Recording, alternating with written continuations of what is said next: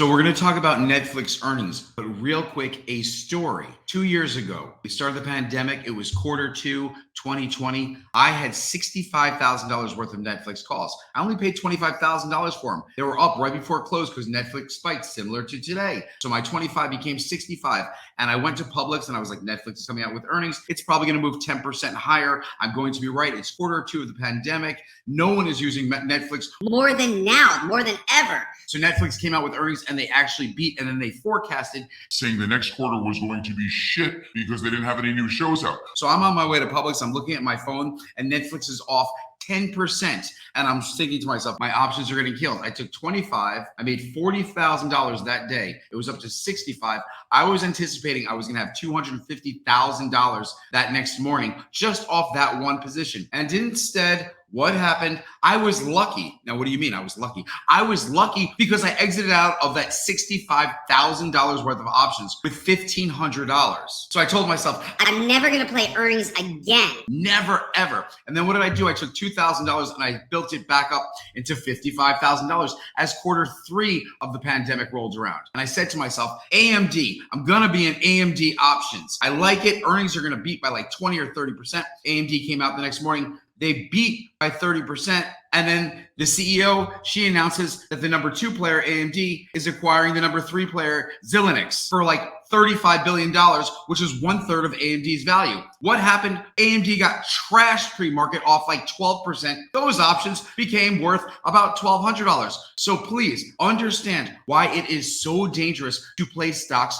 through earnings, because even when you might think the earnings are good, reminds me of my AMD story, they beat by 8 cents, which was my prediction back then. And I thought the stock was going to go up about 10 or 12%, but they bought the number three company. All right, so let's talk about Netflix. What are the major stories from Netflix? Number one, Netflix actually lost subscribers. Netflix has never lost subscribers before. But let's get into the numbers. They saw revenue at $8.05 billion. Revenues was supposed to come back, estimate $8.21 billion. So they missed. Earnings per share, $3 a share. Earnings estimate 301. So it's kind of in line, but understand people were expecting like a 10 or 20% beat. Streaming paid memberships. You would think this number would be a lot higher as well. It's not. 219 million. It just doesn't make sense. They should have more. Netflix global streaming memberships, 221 million, up 6.7%, which is a single digit growth. And it's right in the middle. It's not double digit growth as tech companies are supposed to have.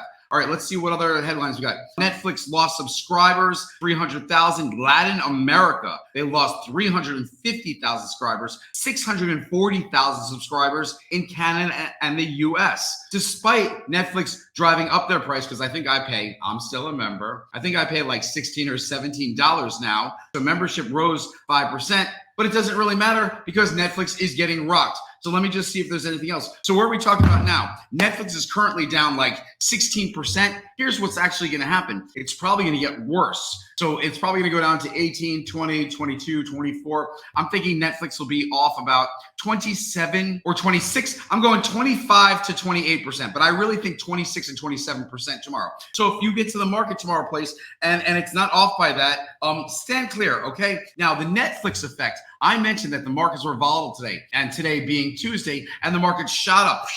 And what did they do? They went up even higher. So what was I saying? I was saying it's extremely light volume. Understand the Fed still has to hawkishly reduce the rates. Now, the 10-year spiked to 2.94. We all learned as the 10-year goes up and interest rates go up, it makes tech more expensive. That was the opposite today, Matt. US dollar, 101. It's 101. It was like 97 a month ago, okay? As the dollar goes up, it makes it more expensive to invest in our markets. Whoa, Matt. That should make the markets go down. Yeah, I'm not sure what happened to the markets today. Volume on the SPY was extremely light at like 55 million as of 3 p.m. So the point is, I don't really believe the market movement. I think Netflix is going to help. It's going to be called the Netflix effect. I might make a documentary about it, send it to Netflix and see if they'll air it. But the Netflix effect saying it will push down the market tomorrow.